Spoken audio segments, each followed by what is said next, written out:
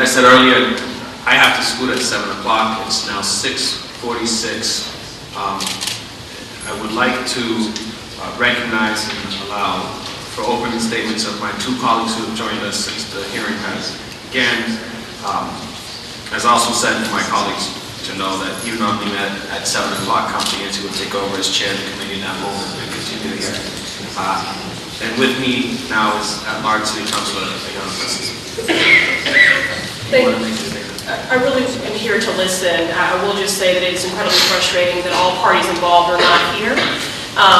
But out of respect for everyone who has made it a priority to be here for this very important discussion about the safety and security and welfare of our children, but also the dignity of our workers, I don't have a formal opening statement. And also with us is District 7 City Councilor Tito Jackson. Thank you so much, Mr. Chairman. I am very frustrated and angry that we are not having a full conversation here. I don't accept this letter because as a city councilor, I vote on the budget. And that's one of the most important things that I do. We have full fiduciary responsibility for the $2.6 billion that we voted on this past year and will vote on this next year to fund what's actually going to happen here today. And so for someone to tell us that we have no place in this conversation, they are absolutely and categorically wrong. We have a place in this conversation for several reasons, because this is affecting the lives of some of the most important people in our city, which is our young people. I will go on record and let folks know that I was very frustrated, surprised, and angered by the young people being left on the street. And I do want to let the bus drivers know, Councilor Yancey and I stood with you when the contract was being negotiated. Actually, we all stood with you when the contract was being negotiated. You have an open door. As things come forward, you have an open door and an opportunity to make sure that we have continued to have these conversations. Many of you in this room are Boston residents, so we also have a responsibility to you as Boston residents, because whether we're a district councilor or an at-large councilor, the first word in our title is Boston City Councilor. And we represent people who live in and work in the city of Boston, and the young people who are on those buses and their parents. So I again stand with you in this negotiation. I look forward to a time when we can have a full conversation about this. To disregard this conversation and this council in this way, I think is unacceptable. So I look forward to that conversation. I also want to thank Councilor Arroyo for sharing this in a timely manner. I also want to thank Councilor Yancey for bringing this up. You have been a steadfast advocate of bringing up conversations that a lot of folk don't want to speak about.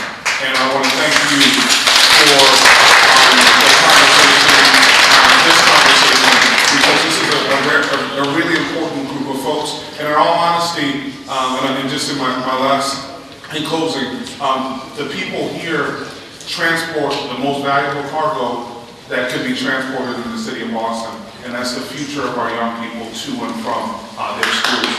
And they are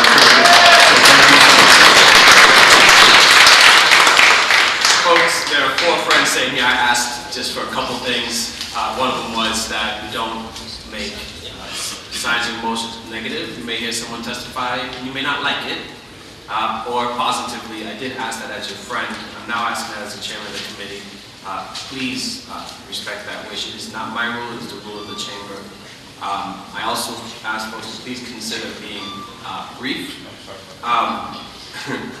There is now 9 minutes until 7. Is my own OCD kicking in for you. But there's now 9 minutes until 7 o'clock. I have to leave at exactly 7 o'clock, so I think now is as good a time as any to put my statements on the record. I really wanted to hear as much testimony as possible before I did that.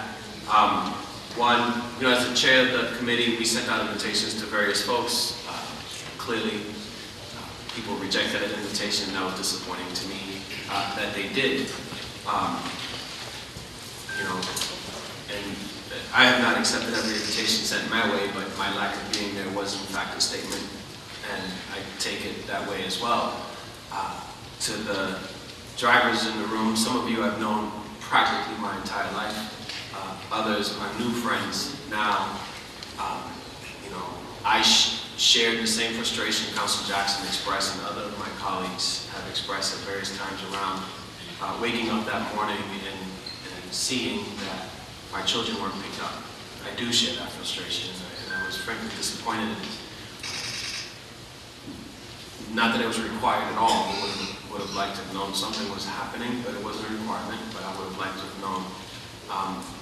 But also as a former union organizer, I feel hurt whenever I hear workers feeling hurt. And I think that we play a role here on the council around such issues, particularly when maybe the normal routes can seem to be not fruitful. I suspect at least the people here would agree that that's what's happening. And so, what few days that I have left as a member of the Boston City Council, it's been a good ride, folks, by the way, but a few days I have left, I want folks to know that I do care very much about workers' rights and how workers are treated in the city. And despite my disappointment of what happened that morning, and I'm pretty loud and clear that you believe you were locked out for the afternoon pickup, you didn't speak to the morning pickup, however. I won't hear it, at least until I watch tape. But that, regardless of my feelings about that particular moment, that I do believe in workers' rights and that workers should be treated with respect and dignity at all times. And if that is not happening now, then I would like to play a role in making sure that it does. So with that, move on to whomever the correspondent you think is next. Thank you, Mr. Chairman. Can the person just say their name and address for the record?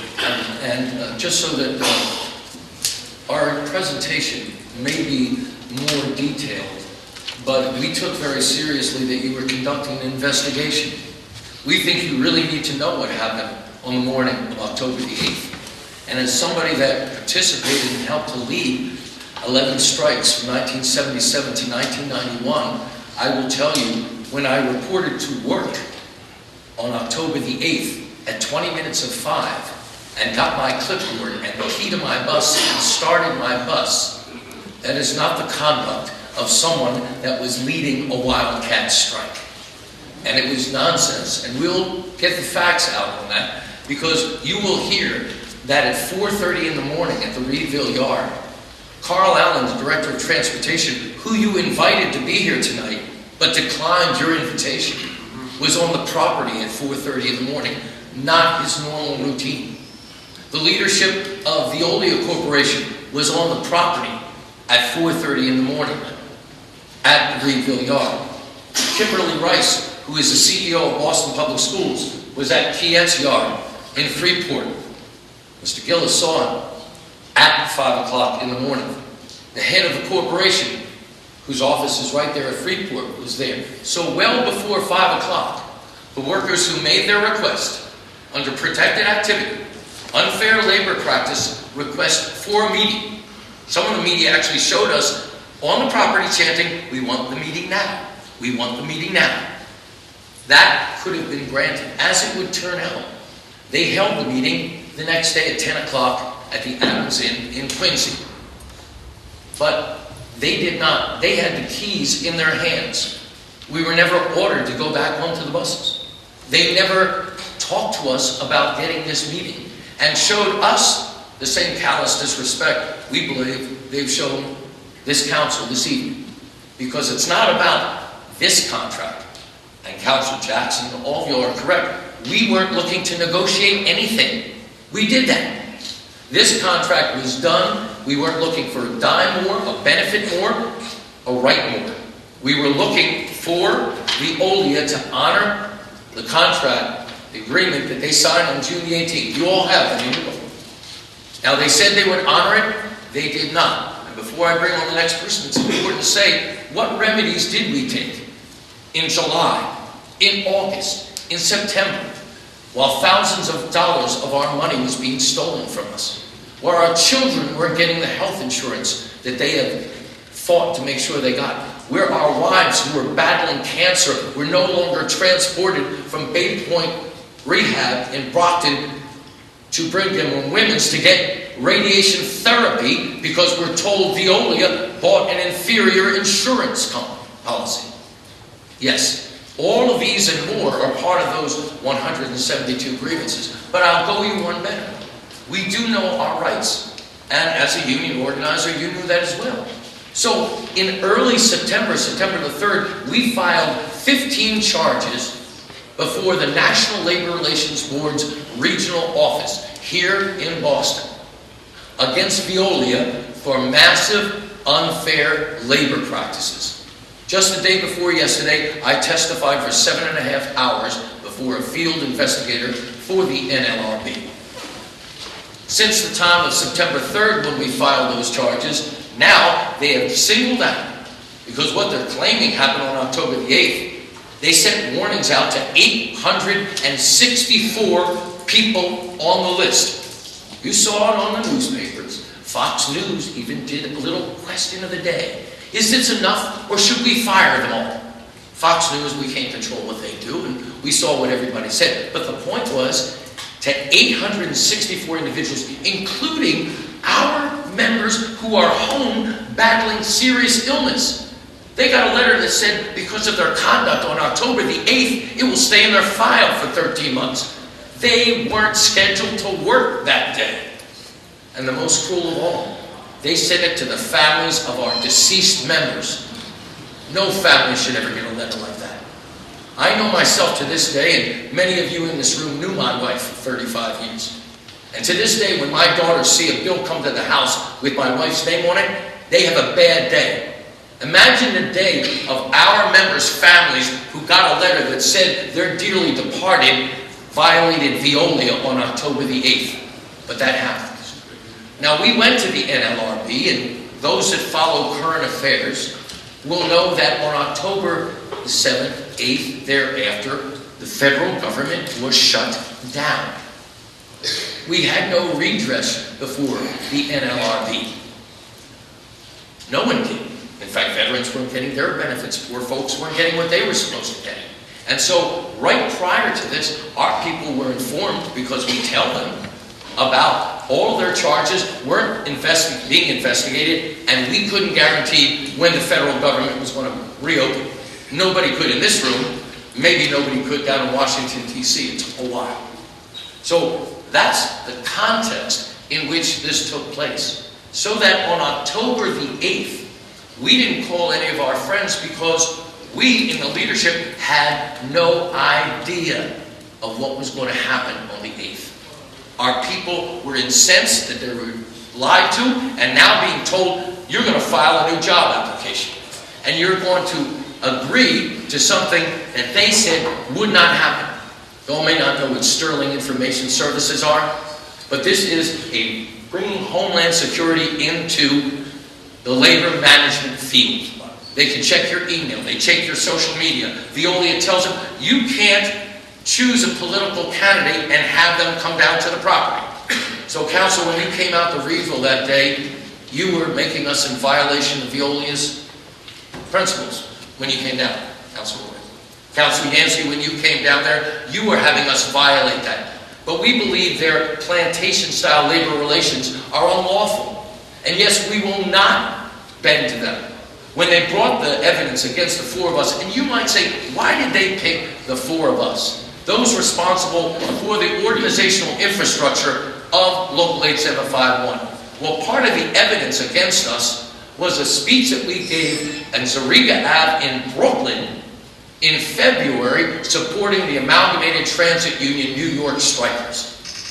What does that have to do with October the 8th, if not attempting to punish us for exercising labor solidarity? And we won't allow it to be criminalized. And the reason why last week we had a day of solidarity, busloads and caravans came up from New York City, because they won't allow it either.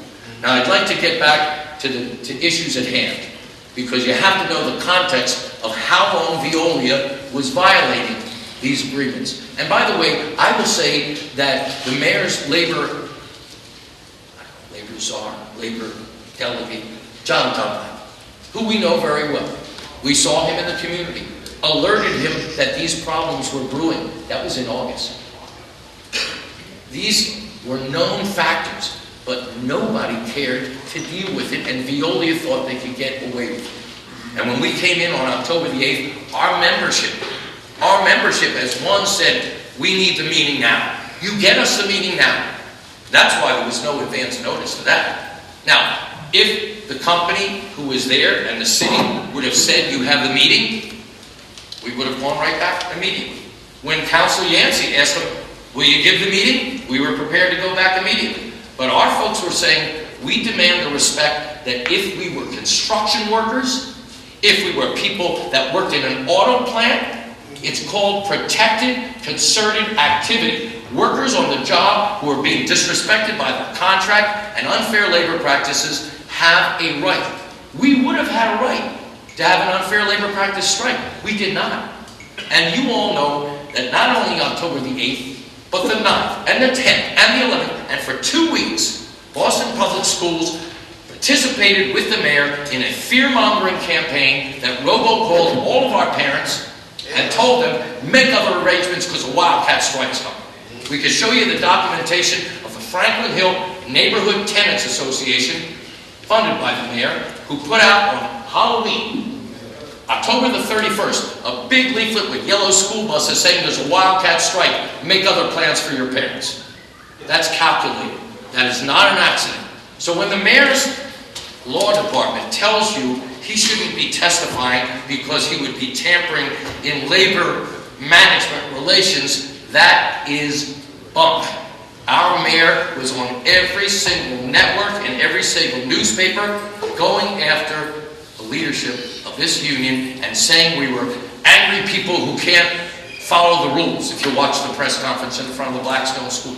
And by the way, at that time, he was telling us to go back to work, and it was 12:30 and those gates were locked. And we couldn't go back to work, and he knew it. I hope that what this city council is going to do is say, who gave the order? Who gave the order to perpetrate an illegal lockout? It's not those low-level managers that brought out chains and padlocks. At my yard, Reedville Yard, our terminal manager, Ann Humphreys, asked us nicely, said, listen, I'm sorry, you're going to have to get off the property. Or they told us to bring the police to arrest him. Now, in demonstrations, I've dealt with Captain O'Rourke for many, many years. I didn't expect to see him at work. And I didn't expect to see the deputy superintendent down there and special operations and enough police to be able to deal with the Red Sox championship. They were all down there, and it was designed to tell us, and our boss said, you've got to get all the cars off the property. And they even took the press and made them get off the property. That is a lockout. Now, I'd like to hand it over now to Andre Francois. Mr. Kirschbaum, allow me to excuse myself, so I'm apologizing. And frankly, it's why, despite getting the letter from the city's corporation council and getting the letter from Veolia, and I did not get the email that Councilor Yancey got from the school department, but it doesn't surprise me. It's why I still move forward to hold the hearing today, because I thought their decision to not want to participate should include those who want to participate from sharing their story. I do apologize that I'm running. I will watch the tape. Your new chairman is the Dean of Delegation, Councilor Charles Yancey. Thank you, Councilor Arroyo, for sharing this important. By the way, that's a good question.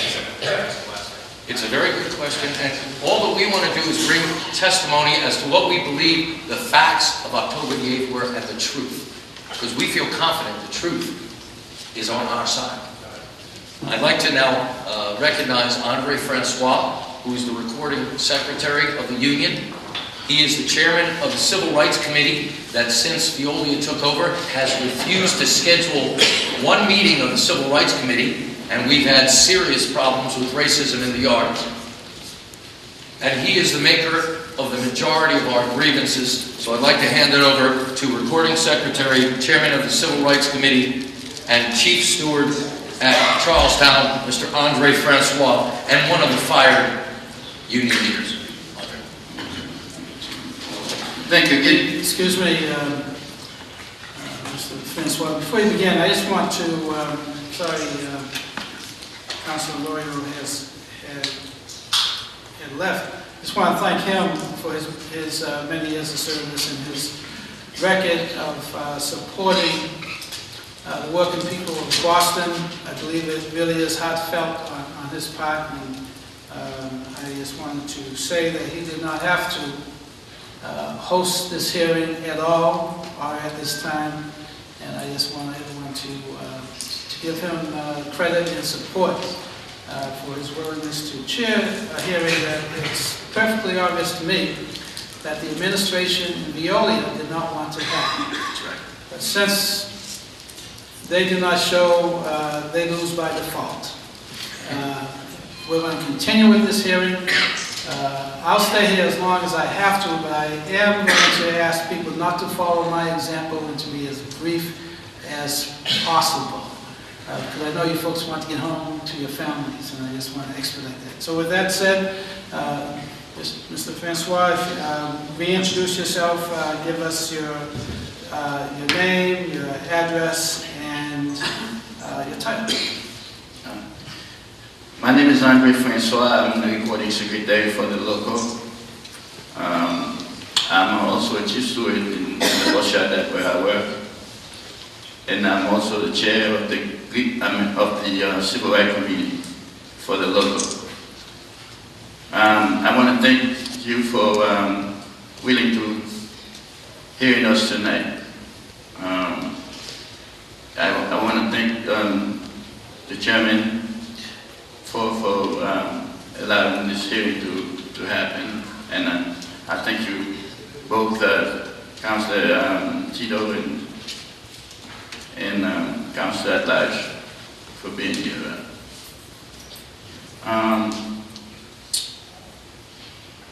This is the type of disrespect and the strong arm that Veolia is showing you, that they're showing us down there at the job. But Veolia can try, but they cannot bust our union. This disrespect they're showing here for not answering the thing here. I think they also think that they can strong arm the city officials like yourself, or hide the truth, not coming out with, not letting them be revealed what they're doing with the city. That tells us that we should ask the city councils to also find out who Veolia really is. Are they the city, somebody that they use for name, or are we working for the city? Because they all over the place with officials' license plate. They acting like the real city government. Everything they do is all backwards, like when I bust every single article of our contract. Speaking to my colleagues here, talked about the October the 8th. I want to add something. On October the 7th, they know all full well that they upset us so much that we were about to ask them for a meeting the next day, the next morning. In fact, on the October the 8th, there are some people was talking about taking a personal warning, a personal day. Some of the leaders with experience told them, no, since these people are already here, ask them for a meeting. But they weren't here. They weren't there to give us a meeting. They were there to continue their disrespect, their strong arm, their bully attitude, because from 4:30 in the morning, they found Veolia, found people, high-ranking people in their leadership from all over the United States. from New York, from places they were already in the yard to carry out the union busing attitude or push. They had plenty of time to say that you're going to have your meeting tomorrow or your meeting tonight with your leadership, go back to work. At that time, we didn't pick up any children anyway. We didn't have to go pick up any children because it was still early. And they still didn't do it. As far as calling the police, they may be called for more police, but they had police already nearby. Within a minute, the yard full of police officers and high-ranking ones too. After this whole frame-up, this whole lockout, illegal lockout, they continue to perpetrate hoax out there to the public. You hear in the newspaper, the news that some of the leaders in the city was after Steve Kirkbaum for a long time. Now they have an opportunity to go to get rid of him. And you hear all types of stuff from the mayor, from the mayor's aide, Mary St. Fleur, which happened to be Haitian American, disrespected the people, our drivers, and stuff like that, talking about Steve, racist.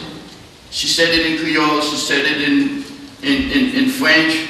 When you're not talking to, like my mom and my dad that come in the country, at a late age, where they don't understand English, where they don't speak much English.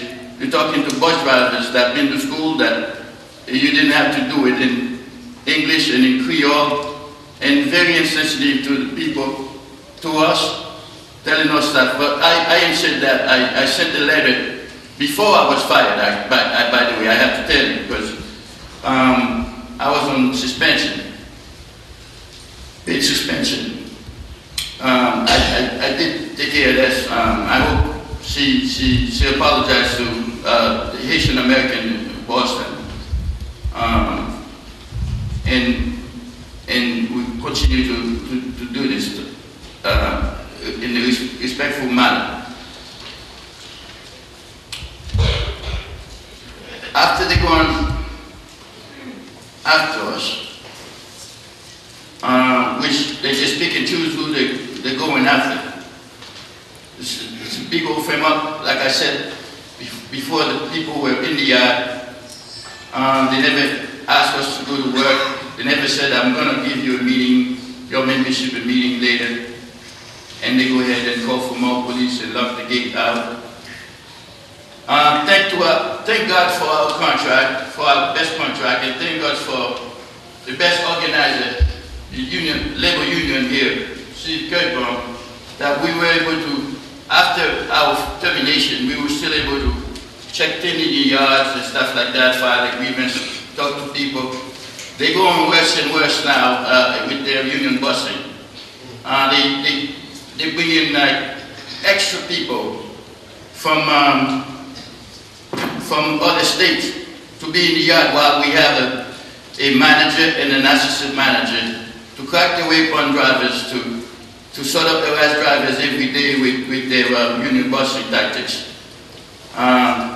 Putting fear and intimidation on drivers. Veolia, I really have to look at here. They're doing certainly every wrong things to us in the contract, and I understand that they actually sponsored to bring back neighborhood schools, to bring back segregation in the city,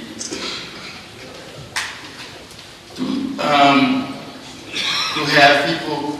If you wonder why a company like that will cut their own code, will actually go against their own contract, their own money. Looks like they want to take over the city. It'd be a shame if we let them do that. Well, thank you very much, Mr. Francois. Yeah. I'm going to have to move on to the next member of the panel. We do have more than a dozen individuals who would like to testify as well. So I would ask those who do testify if you can be as succinct as possible and try not to repeat what's already been stated. We appreciate it. So go to your next panelist, Mr. Kirschman. Yes, I'd now like to call Ken Baptiste. I think both her own personal story of what her status was on October the 8th and her problems with getting the company to pay her disability, which she was on at the time, would be instructive. I would only say that when my brother was referring to Veolia's financing of the racist return to neighborhood schools, he's speaking about paying for clear channels billboards that will be held throughout the city that Mr. McDonough raised at the last school committee meeting. And yes, they are paying for that, and they do run the segregated bus lines in Palestine, a segregated waste dump in the West Bank and throughout the world. So I'd like to give it to my sister, Ken Baptiste. Good evening, Councilor. I'd like to take the time to thank you guys for hearing us out. As even though you've been introduced, I will ask that you give us your name and organizational affiliation and address. my name is Kiet Baptiste. I'm a union worker with United States Steelworkers 8751. I am a bus driver.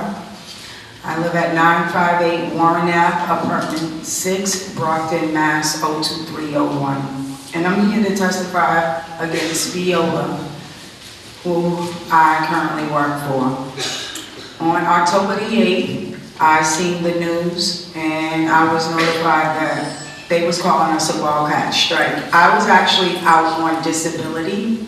I had a total knee replacement done on July the 22nd of 2013.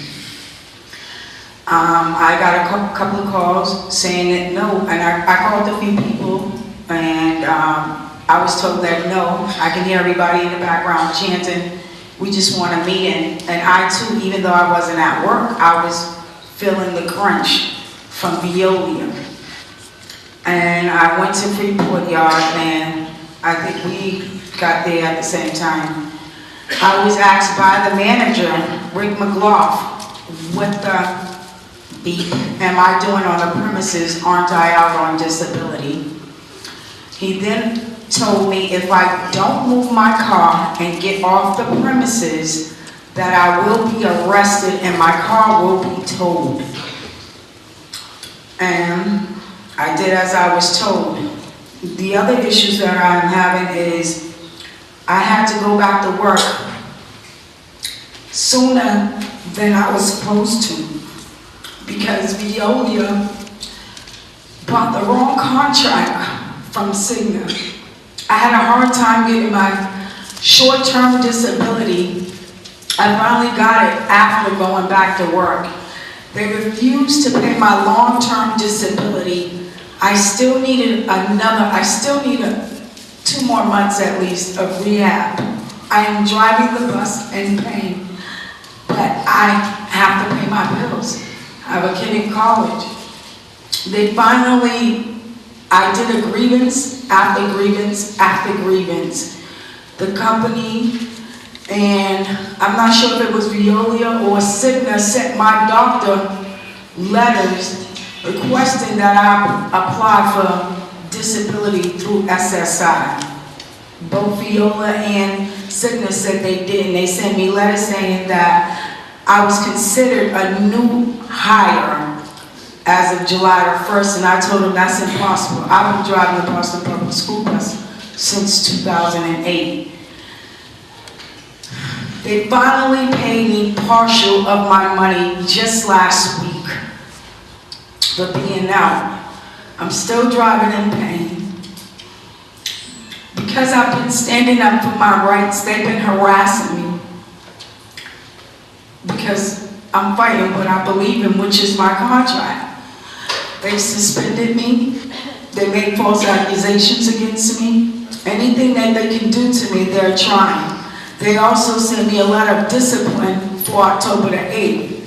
I was out on disability. You just refused to pay me. Every day is something with them. And I can't do it. It's so hard to work under those conditions. And I don't think any of us should have to do that. I love what I do. I love the kids. I love the kids. That's why I get up. They motivate me. I forget about Veolia once I get on that bus and drive my kids. And it just saddens me how they are treating all of us. And anybody who affiliated with the 4 that was terminated, you're being disciplined for unfairly conduct. And it just saddens me that they're not here to lay it out on why they are doing what they're doing to us. Also, I would like to bring up the fact that Steve forgot to tell you that when they cut our runs, and they're saving the city money, so if for every dollar I lose, they gain 50 cents. I've seen drivers' runs that we bidded on be cut by 6 hours. 6 hours every day I come in, I'm being jipped, but I'm doing the same run. They have my last school, which is considered a late run, picking up at Sarah Greenwood at 5 o'clock. But they want me back at the yard at 5:58. Mind you, I'm in Milton, Mattapan, Hyde Park, West Roxbury, and they want me to do all that in 58 minutes and then park the bus in a tight spot. They made it so hard at night to park these buses. There's no lighting there. I'm constantly trying to maneuver this bus in this small, tight, cramped condition. And they expect me to clock out and be in my car and off their premises by 6:08. They're jipping me every day by not paying me, because every day I put in exception time. Every week when I put my exception time in, I am not getting paid. I gotta wait and wait. I finally got paid from when I came to work on October the 15th. I finally got paid last week.